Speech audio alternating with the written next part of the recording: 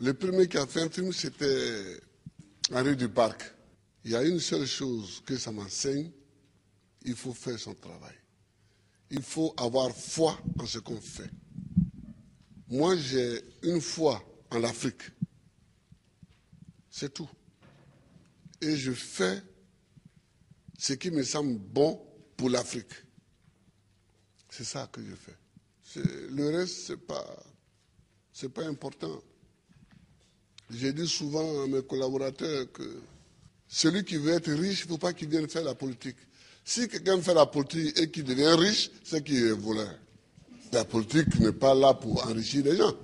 En politique, on te donne les moyens pour que tu vives correctement, mais il y a un travail à faire. Si celui qui veut être riche, il fait des affaires. Il ne devient pas professeur, il ne devient pas journaliste, il ne devient pas caméraman, il ne devient pas homme politique. Ce n'est pas des métiers où on devient riche, ça. Ce n'est pas des métiers où on devient riche. Ça, c'est la première leçon que je voulais tirer. La deuxième leçon, c'est que tu peux partir de zéro et tu peux arriver au sommet. Pourvu que tu saches dès le départ où tu veux aller. Et que tu prennes les moyens pour arriver où tu veux arriver. Je me rappelle toujours d'une discussion que j'avais avec mes amis au lycée classique. On était un certain nombre qui voulions devenir président. Chacun dit va devenir président. Et il y en a un qui m'a dit, moi je vais d'abord faire les affaires, parce que sans argent on ne peut pas faire la politique, on ne peut pas devenir président. Et je lui ai dit, moi, c'est parce que je ne vais pas faire les affaires, que je vais être pauvre, que je vais avoir les mains propres et que je vais devenir président. Aujourd'hui, mon ami, il a eu beaucoup d'argent, effectivement. Il a beaucoup d'argent, mais il n'est jamais devenu président. Il n'a jamais même été candidat. Voilà, il n'a jamais été candidat. C'est-à-dire qu'il faut savoir ce que tu veux longtemps à l'avance. C'est-à-dire qu'il ne faut pas découvrir les situations de façon opportuniste. Il faut savoir ce que tu veux être, ce que tu veux faire. Et tu te traces ta ligne de conduite. Donc tout ce que tu fais dans la vie, moi j'ai fait histoire pour devenir président. Sinon, la bourse qu'on m'a donnée pour aller en France, c'était pour faire professeur de latin et grec. Quand j'ai commencé vraiment à militer, je me suis rendu compte qu'il me manquait l'histoire de l'Afrique pour poursuivre ma route. J'ai changé. J'ai changé. Et j'ai fait histoire parce que c'est ça qui me manquait pour connaître d'où on vient et où on peut aller en connaissant d'où on vient. Je vois des gens qui découvrent qu'il y a un fauteuil à côté, ils peuvent s'asseoir dessus. On ne s'assoit pas dessus comme ça. Le fauteuil, il est à côté, il semble vide, mais il a un propriétaire.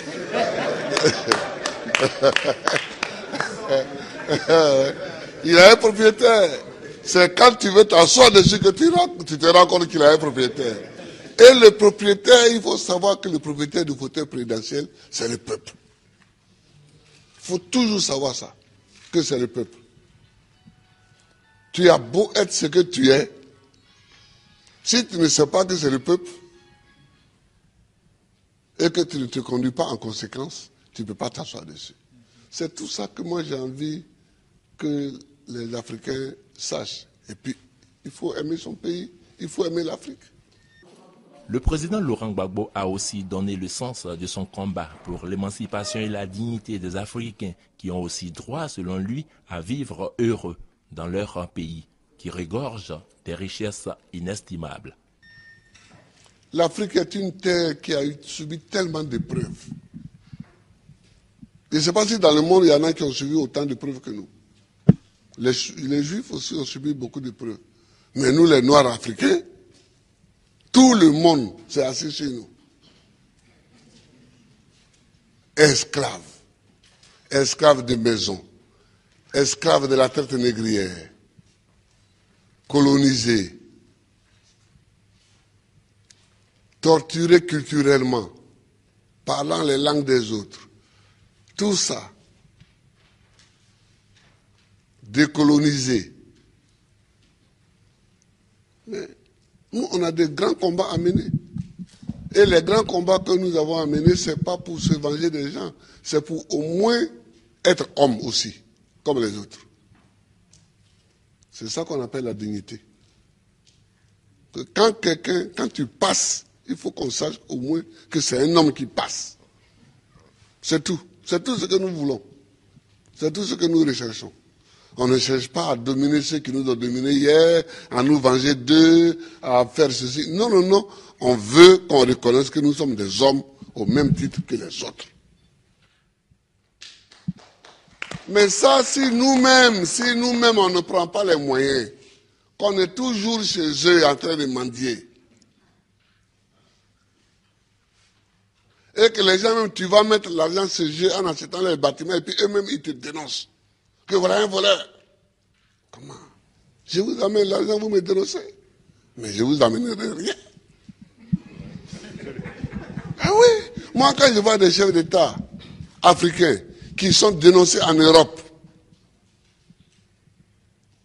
parce qu'ils ont investi en Europe, ça me fait pitié pour l'Afrique. Ça me fait pitié pour l'Afrique. Ça me fait pitié pour l'Afrique. Hein?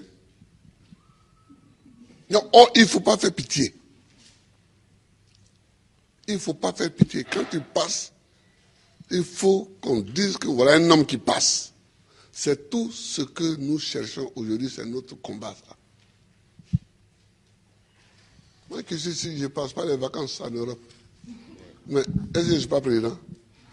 Je suis président.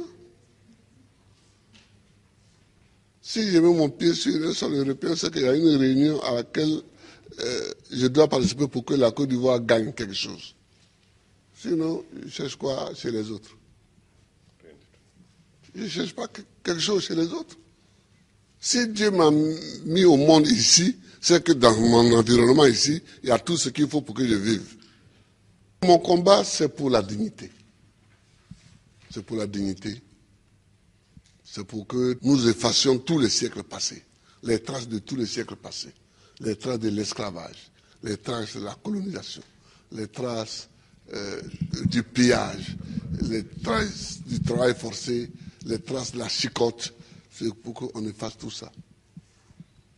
Dieu merci, avec des films comme ça, demain, les jeunes peuvent savoir le combat que nous avons mené et eux-mêmes vont continuer encore. Eux-mêmes vont continuer. Je vous remercie, Aboudraman. Je vous remercie, Ami Kélé. Et tous les amis qui sont venus, je vous remercie. Que Dieu nous bénisse. Que Dieu nous bénisse.